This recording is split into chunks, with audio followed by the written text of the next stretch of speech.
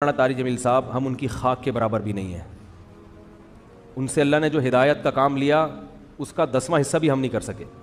بہت بڑے بزرگ ہیں لیکن کوئی کتنا بھی بڑا عالم ہو اس سے مسٹیک ہو سکتی ہے. حضرت سے یہ غلطی ہوئی ہے. مولانا طارق جمیل صاحب پہ مجھے بہت ترس آتا ہے کیونکہ میں ان کے مجاہدے جانتا ہوں کیسے زندگی میں دولت کو لات ماری ہے انہوں نے, کیسے مجاہدوں میں ٹائم گزارا, پوری زندگی تبلیغ میں چل چل کے پہیا بن گئے. آج ہر دوسرا آدمی یہ لینڈ کروزر میں گھومتے ہیں, یہ وہ بھائی وہ کروڑ پتی خاندان میں پیدا ہوئے ہیں پھر بھی انہوں نے دولت کمائی نہیں, جو کچھ ملا باپ کی وراثت ہے.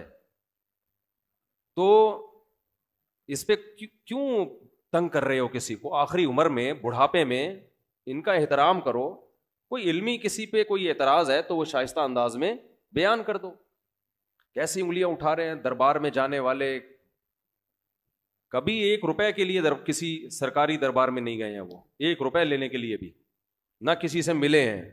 جب ملے ان کو تبلیغ کرنے کے لیے ملے, وہ مبلغ ہیں, داعی ہیں. اور یہ جتنے لوگ اعتراض کر رہے ہوتے ہیں نا, خود ان کا ذرا سا بھی کام ہونا تو پھر دیکھو یہ کیسے درباری بنتے ہیں. یہ تو جس کو باپ سے دولت ملی ہے اس کو بھی چین سے نہیں جینے دیتے. باقی کوئی اعتراض ہے کرو. ہاں کچھ یہ ضرور ہے کہ ایسے مشہور لوگوں کو بعض دفعہ کچھ دائیں بائیں لوگ کیش کرا رہے ہوتے ہیں. دائیں بائیں کچھ لوگ ایسے ہوتے ہیں جو ان کے نام کو استعمال کر رہے ہوتے ہیں. تو وہ ٹھیک کا مطلب یہ نہیں کہ ان کے دائیں بائیں کوئی بھی ہوگا وہ بھی 100% ٹھیک ہی ہوگا. بہت ہم نے بھی اپنے ساتھ دیکھا ہے, ہم تو اتنے بڑے آدمی ہیں نہیں, لیکن ہمارے نام کے منجن لوگ بیچ رہے ہوتے ہیں. ہمارے نام پہ کیا کیا 2 نمبریاں ہو رہی ہوتی ہیں. لیکن مولانا کو ہم ذاتی طور پہ جانتے ہیں, سخاوت کا دریا ہے, غریبوں کے لیے, مساکین کے لیے. اخلاق ان کے دیکھو یار, اتنا حوصلہ, اتنی برداشت میرے اندر تو نہیں ہے, صحیح بتا دو. عبادت گزار ہیں, تہجد گزار ہیں, تو لیکن طنز دیکھو, طنز دیکھو. ہر دوسرا آدمی مالداروں سے ملتے ہیں, غریبوں سے نہیں ملتے. تم نے ملتے ہوئے دیکھا ہے ان کو غریبوں سے ملتے ہیں کہ نہیں ملتے؟ ان کی ویڈیوز آ جاتی ہیں جب دولت مندوں سے مل رہے ہوتے ہیں. ٹماٹر والے سے ملتے ہیں تو کوئی ویڈیو نہیں بنا رہا ہوتا, کیونکہ پروگراموں میں ویڈیوز بنتی ہے نا, ہر جگہ تھوڑی ویڈیو بنتی ہے. ہیجڑوں پہ محنت کریں تو یہ ان کا حوصلہ ہے, کہتے ہیں دیکھو ہیجڑوں کے پیچھے پڑے ہوئے ہیں. یار تم جاؤ 2-4 منٹ کسی ہیجڑے کے ساتھ بیٹھ کے تبلیغ کرو, اس کو تمہیں اندازہ ہو جائے گا. تو بس کر دو منفی باتیں پھیلانا, بس کر دو. اور پتہ ہے یہ منفیت بار بار, وہ بھی برا, وہ بھی برا, وہ بھی برا, وہ بھی ایسا, سب خراب ہیں, یہ صحیح ہیں 4-6 آدمی بس دنیا میں جو کمنٹس کر رہے ہوتے ہیں نیچے. منفی سوچتے رہنے سے نا انسان ڈپریشن کا ڈبہ بنتا ہے اور تھوڑے دنوں میں اپنی موت خود ہی مر جاتا ہے. مثبت سوچنا سیکھو, پازیٹیو سوچنا سیکھو. سمجھتے ہو وہ انٹرویو لیا نا ان سے پوڈ کاسٹ میں کہ آپ تو سادگی کی تعلیم دیتے ہیں اور خود آپ گاڑیوں میں گھومتے ہیں. تو سلیمان علیہ السلام سادگی کی تعلیم دیتے تھے کہ نہیں دیتے تھے, جن کا ہم واقعہ سن رہے ہیں؟ اور ایسا عرش رکھا ہوا تھا, آگے آ رہا ہے, ایسا تخت, لگژری تخت تھا کہ آپ کی سوچ جہاں ختم ہوتی ہے وہاں سے سلیمان علیہ السلام کا تخت شروع ہوتا ہے. تو دولت رکھنا سادگی کے خلاف نہیں ہے. سمجھتے ہو کہ نہیں سمجھتے؟ ایک صاحب کہنے لگے MTJ کی پروڈکٹ کی قیمتیں دیکھو تو ہوش اڑے جاتے ہیں, تو مت خریدو نا, ساتھ والی غریب والی دکان سے خرید لو. بہت زیادہ قیمت پہ بیچ رہے ہیں تو مت خریدو بھائی. اور وہ کون سا دکان پہ بیٹھ کے بیچ رہے ہیں, تو نیچے لوگ ان کا بزنس سنبھالا ہوا ہے, نام ان کا استعمال ہو رہا ہے. اور اگر بیچ رہے ہیں ڈبل ٹرپل کر کے بیچ رہے ہیں تو آپ مت خریدو نا, آپ کا دماغ خراب ہے, وہیں سے لوگے آپ. انہوں نے کہا ہے کہ جو میرے MTJ سے جو خوشبو نہیں خریدے وہ دار اسلام سے خارج ہے. مت خریدو یار, آپ بے وقوف ہو. تو پرسنل لائف میں اس طرح سے, جو میں نہیں کہہ رہا وہ فرشتے ہیں ان سے غلطی نہیں ہو سکتی, کوئی علمی لحاظ سے کسی پر کوئی اشکال ہو تو مہذب طریقے سے کیا جا سکتا ہے, وہ ٹھیک ہے. وہ تو اللہ کے پیغمبر کے علاوہ کوئی بھی غلطی سے پاک نہیں ہے. حضرت مولانا طارق جمیل صاحب ہم ان کی خاک کے برابر بھی نہیں ہیں. ان سے اللہ نے جو ہدایت کا کام لیا اس کا 10واں حصہ بھی ہم نہیں کر سکے. بہت بڑے بزرگ ہیں لیکن کوئی کتنا بھی بڑا عالم ہو اس سے مسٹیک ہو سکتی ہے. حضرت سے یہ غلطی ہوئی ہے کہ انہوں نے ایک بھری محفل میں یہ بتایا کہ گاؤں میں ایک عورت کے 10 بچے تھے, تو میں نے اس عورت کو مشورہ دیا کہ آپریشن کر لو. چونکہ یہ ایک نجی مجلس میں بات ہوتی تو پھر تو میری کیا اوقات ان کے سامنے کہ میں ان کو غلطی پر تنبیہ کروں, میری تو کوئی اوقات نہیں ہے. لیکن چونکہ ایک بھری محفل میں بات ہوئی ہے اور ان کی ایک بڑی ویلیو ہے, اہمیت ہے, بہت سے لوگ ان کے اس تبصرے سے, بہت سی عورتیں وہ مس گائیڈ ہو سکتی ہیں اور وہ آپریشن کرا سکتی ہیں کہ بچہ آئندہ نہ ہو. تو حضرت سے یہ خطا ہوئی ہے اور ہر آدمی سے ہو سکتی ہے خطا. ہمیں بات وہ لینی ہے جو اللہ اس کے رسول کی ہے. بات آئیے سمجھ میں؟ 10 بچے بھی ہو جائیں 20 بھی ہو جائیں، عورت آپریشن، حضرت نے جو یہ ان کو مشورہ دیا نا اس گاؤں کی عورت کو، یہ غلط مشورہ دیا. غلطی ہوتی ہے، مجھ سے بھی ہوتی ہے، میں بڑی بڑی مسٹیک کرتا ہوں اور ہم سے تو زیادہ ہوتی ہے، ان سے کم ہوتی ہے، لیکن یہ بہت بڑی مسٹیک ہوئی ہے حضرت سے، جو کہ ہر ایک سے ہو سکتی ہے، لیکن یہ غلط ہے، حرام ہے. 10 کیا 15 بچے بھی ہو جائیں آپ حمل روکنے کے لیے آپریشن نہیں کر سکتے، نہ مرد نسبندی کر سکتا ہے. اس کی دلیل کیا ہے؟ دلیل اس کی یہ ہے کہ اللہ نے انسان کو اس کے جسم میں کانٹ چھانٹ کی اجازت نہیں دی ہے. خودکشی کیوں حرام ہے؟ آپ اپنے آپ کو مار نہیں سکتے. آنکھ پھوڑنا جائز ہے اپنی، کیونکہ آنکھ میں دیکھنے کی طاقت ہے. آپ کو یہ اجازت نہیں ہے کہ آپ اپنی آنکھ سے دیکھنے کی طاقت ختم کر دیں. کانوں میں اللہ نے سننے کی طاقت رکھی، آپ کان کی خودکشی نہیں کرا سکتے، یعنی جیسے اپنے آپ کو نہیں مار سکتے تو کسی عضو کو بھی نہیں مار سکتے آپ. بات آ رہی ہے سمجھ میں؟ تو اسی طرح یاد رکھو، عورت میں جو اللہ نے قوت تولید رکھی ہے، کوئی ایسا طریقہ اختیار کرنا کہ یہ سرے سے قوت ہی ختم ہو جائے، تو عورت نے اپنے اس عضو کو ناکارہ بنا دیا. تو جیسے آنکھ کو اندھا بننا جائز نہیں آپ کے لیے، ناک کاٹنا کان کاٹنا جائز نہیں، تو اسی طرح عورت کے لیے قوت تولید ختم کرنا حرام ہے، کیونکہ یہ قرآن کے بالکل خلاف ہے. قرآن میں آتا ہے کہ شیطان نے یہ کہا کہ میں ان کو حکم دوں گا فَلَا يُغَيِّرُنَّ خَلْقَ اللَّهِ، اللہ یہ اتنے باغی ہو جائیں گے کہ تیری بنائی ہوئی تخلیق کو تبدیل کرنے شروع کر دیں گے. یہ یعنی تو نے جو جس ڈیزائن میں پیدا کیا ہوگا نا اس تخلیق کو کیا کر دیں گے یہ. تو عورت میں اللہ نے تولید کی صلاحیت رکھی ہے.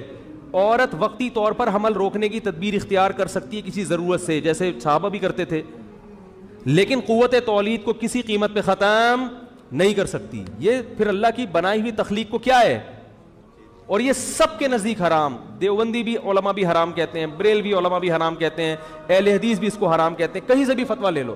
عرب علماء بھی حرام کہتے ہیں، عجم بھی حرام کہتے ہیں. جامع پر من حیث الامہ لازم ہے کہ وہ اس دین کو پوری دنیا میں غالب کرے.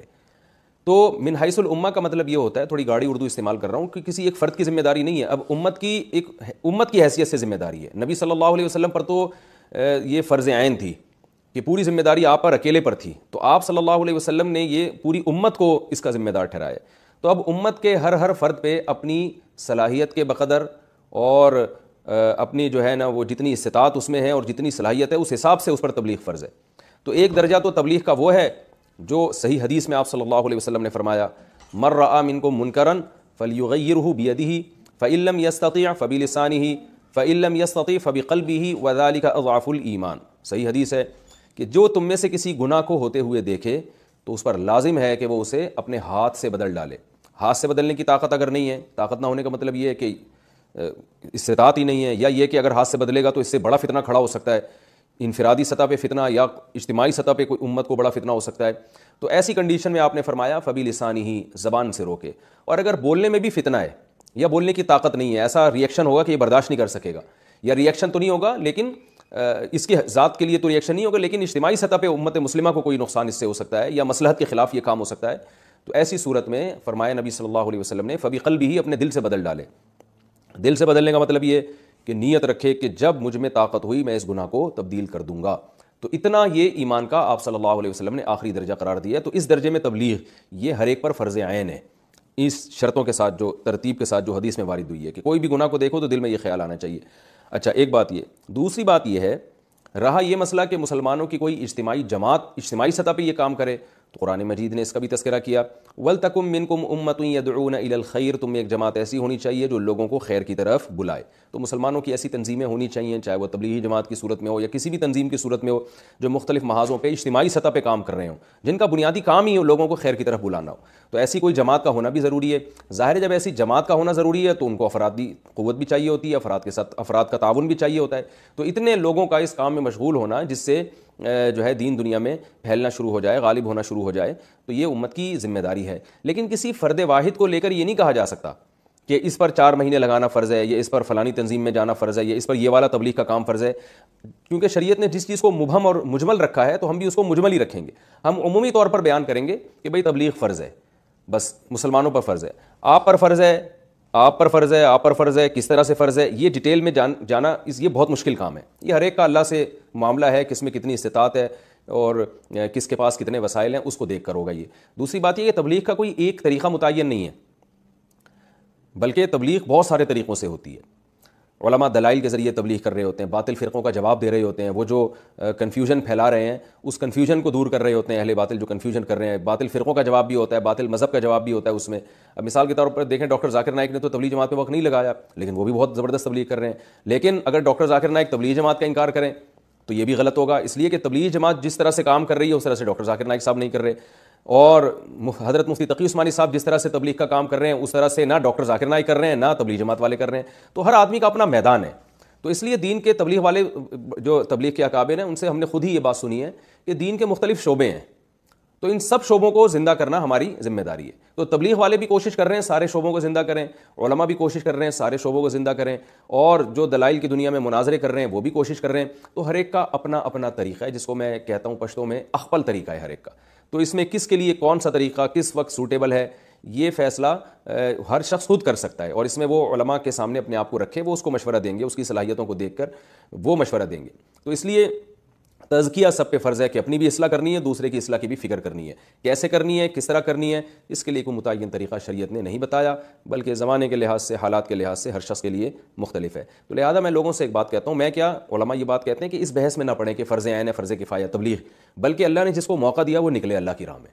جو اس چکر میں پڑے رہتے ہیں نا کہ فرض عین ہے فرض کفایہ ہے 4 مہینے لگانا تو فرض عین تو نہیں ہے تو میں کیوں جاؤں, تو وہ بیچارے خیر و برکات سے پیچھے رہ جاتے ہیں. بھائی آپ کو موقع مل رہا ہے, آپ وقت لگائیں تبلیغ میں, 4 مہینے لگائیں, آپ کی زندگی انشاءاللہ بدل جائے گی. پھر دوسرے شعبے ہیں, تبلیغ میں وقت لگانے کا فائدہ یہ ہوتا ہے کہ ایک فکر پیدا ہو جاتی ہے اور اللہ سے تعلق قوی ہو جاتا ہے. تو فرض عین فرض کفایہ کی فقہی بحث میں پڑے بغیر آپ وقت لگا لیں. دیکھیں کوئی کھانا سامنے رکھا ہوا ہو نا, بڑا صحت اس سے آپ کی بھی اچھی بھی ہو جائے گی اور کھانا بھی مزیدار ہے, بھوک بھی لگ رہی ہے. اب آپ مفتی صاحب کو فون کریں, مفتی صاحب میری بھوک کی یہ کنڈیشن ہے اور میرے باڈی میں ان منرلز کی کمی ہو چکی ہے, اس کے لیے یہ والا کھانا میرے پر فرض عین ہے فرض کفایہ ہے یا مستحب ہے یا صرف جائز ہے. تو مفتی کہے گا بھائی تو کھانا ہے کھا, فائدہ ہو رہا ہے تو کھا لو بس, ٹھیک ہے نا. کیا کرنا ہے اس بحث میں پڑھ کے کہ فرض عین ہے تو فرض کفایہ تو اور پھر وہ واجب لعینی ہے کہ لغیری ہے, ان اصطلاحات میں پڑھ کے فائدہ کیا ہے. بھوک بھی لگ رہی ہے, کھانا بھی موجود ہے, اور جو باڈی کی جو ریکوائرمنٹ ہے وہ تمام چیزیں کھانے میں موجود ہیں, بسم اللہ پڑھ کے کھاؤ, فائدہ ہوگا انشاءاللہ. تو بھائی تبلیغ میں جانا فرض عین ہے کہ فرض کفایہ ہے, مستحب ہے, واجب ہے, اس بحث میں پڑے بغیر جب ضرورت ہے معاشرے کی آپ جائیں گے. دیکھو میں ایک مثال سے بات سمجھاتا ہوں. رسول اللہ صلی اللہ علیہ وسلم نے پچھلی امتوں میں ایک شخص کی مثال دی ہے جس نے 99 انسانوں کو قتل کیا تھا, 99.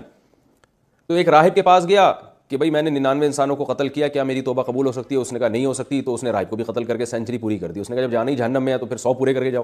لیکن اس کے دل میں پھر بھی اللہ کا خوف تھا. تو ایک عالم کے پاس گیا, حدیث میں آتا ہے فسألہ عن اعلم اہل الارض, لوگوں سے پوچھا کہ یہ زمین کا سب سے بڑا عالم بتاؤ. فدل علی رجل عالم, لوگوں نے عالم بتایا. فاتاہ فقال, عالم سے کہنے لگا انہ قتل 100 نفس فہل لہ من توبہ, 100 انسانوں کو میں نے قتل کیا, میری توبہ قبول ہو جائے گی؟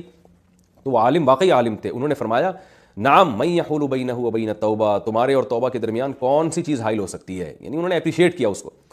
لیکن چونکہ وہ عالم تھے, صرف جواب نہیں دیا انہوں نے کہ ہاں توبہ ہو سکتی ہے. ان کو پتا تھا جس ماحول میں اس نے گناہ سیکھے ہیں اس ماحول میں یہ توبہ پر قائم نہیں رہ سکتا, یہ توبہ کر کے توڑ دے گا. لہذا ان عالم نے اس شخص کو مشورہ دیا انطلق الی ارض کذا وکذا فإن بها اناسا یعبدون اللہ فاعبد اللہ معهم ولا ترجع الی ارضک فإنها ارض سوء, کہ تم فلاں فلاں بستی میں جاؤ, وہاں نیک لوگ رہتے ہیں, ان کے ساتھ رہ کر اللہ اللہ کرو اور واپس اس بستی کی طرف لوٹ کر نہیں آنا, وہاں جا کے توبہ کرو.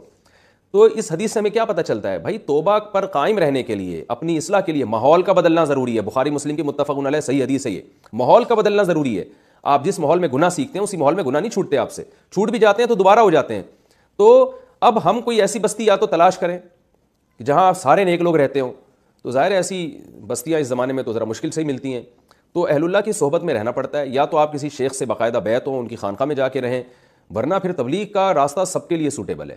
اور اس میں آپ 4 مہینے کے لیے نکل جائیں, چلے کے لیے نکل جائیں, تو آپ کا صبح و شام اللہ رسول کی بات کے علاوہ آپ کوئی بات نہیں کریں گے. اس کا دل پہ اثر پڑتا ہے, اس سے انسان گناہ چھوڑ دیتا ہے. جس گناہ کی لت پڑی ہو, عادت پڑی ہو, گناہ چھوڑنے کا جذبہ پیدا ہو جاتا ہے اس میں, تو اس کا فائدہ نظر آ رہا ہے.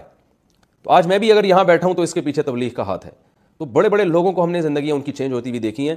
لہذا ہم نے بڑوں ہی سے یہ بات سنی ہے اور بالکل عقل کے مطابق ہے. اس بحث میں پڑے بغیر کہ فرض عین ہے فرض کفایہ ہے, بھائی نکلو اللہ کی راہ میں, اپنی اصلاح کرو, لوگوں کی اصلاح کا ذریعہ بنو. اور جو نہیں نکل رہا اس پہ انگلی نہ اٹھائے انسان, اس پہ یہ نہ کہے کہ فرض عین ہے تو تم کیوں نہیں نکل رہے, تو تم جہنم میں جاؤ گے. تبلیغ کے اکابر اس چیز سے منع کرتے ہیں.